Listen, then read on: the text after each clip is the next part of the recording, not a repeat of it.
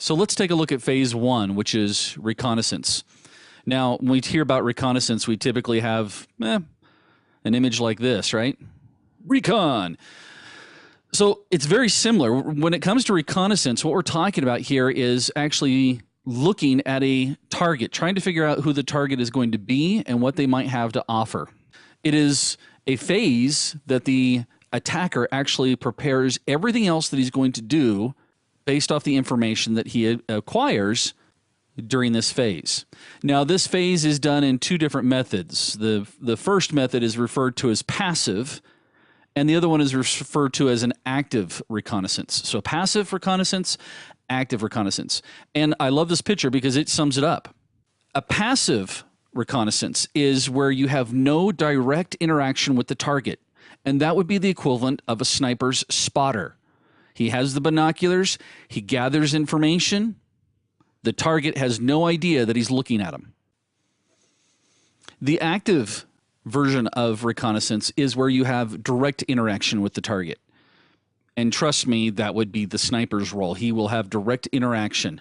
It's the same thing when it comes to reconning on networks or a target. Typically, this is a phase that we'll go through. We'll be scanning the network, either from an internal perspective or an external perspective. And typically, again, this is done without any type of authorization. Now, normally, passive reconnaissance is not illegal. Let me give you an example of that. If I was to go to the company's webpage and look at their website, maybe go to their job openings, see what kind of positions are available, that's pretty passive. There's nothing wrong with what I just did. Now, reconnaissance is also the phase that is the most time-consuming for the attacker, but it also has a big payoff. Again, he's going to try to learn as much about your company as he can. Now, part of reconnaissance may actually include things like social engineering.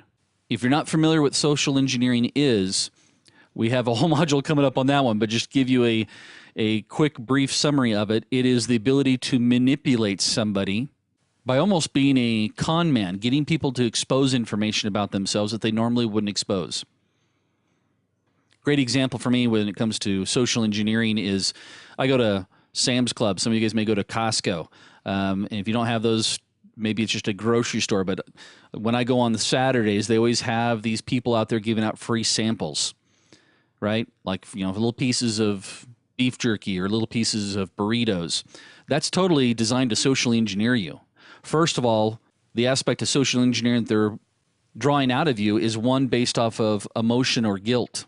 Here you've got someone who's prepared the food, she's cutting it up, or he or she may be cutting it up, they're serving you, you come over, you're getting something for free, and they want to tell you about it, and they do it really well to me. I'm going to be the first to admit here, my wife makes fun of me all the time because, usually it's some grandma that's telling me all about this particular bacon, and I'm like, the bacon's good. And I will actually grab a pack of the bacon, put it in my cart, walk around the aisle, and find another refrigerated section and put it back. So, social engineering works everywhere. Folks in marketing are typically masters of social engineering, at least if they're any good. Another type of reconnaissance that a attacker might use would be looking up information about you on the internet.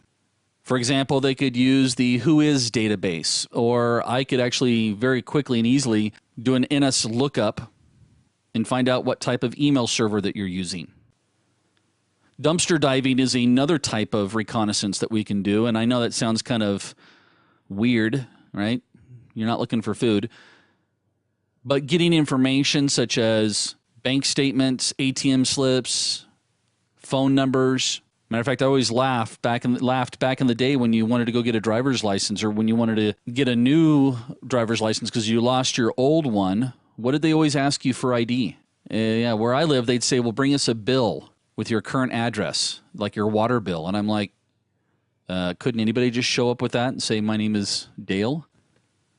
Thank heavens now most of our DMV departments now have digital photos of the old license so they can compare and see if you actually look like Dale or if you're trying to gain access to my driver's license. Now, there is nothing illegal about dumpster diving.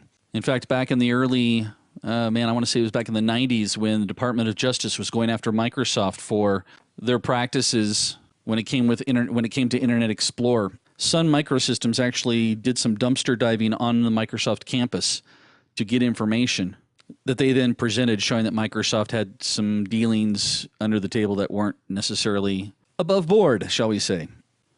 Now, from an attacker's point of view, we're a big fan of passive reconnaissance. We're not really big fans of active. And let me give you an example of an active reconnaissance technique. If I was to ping your server, that's pretty active, right? I'm actually reaching out and touching your server. Is there a trail? Possibly. So active reconnaissance is usually only used when the attacker has figured out or is making an assumption that there's a very low probability that the activities or the tasks he's about to do, a ping, an NS lookup, whatever the case may be, whether anybody's looking at that or not. Our script kiddies have this tendency of being a little more active than they should be. They end up using tools that could actually be a little more aggressive than a simple ping. So as an ethical hacker, you have to have the ability to be aware of all of these various reconnaissance techniques and also be able to help implement preventative techniques as different threats arise.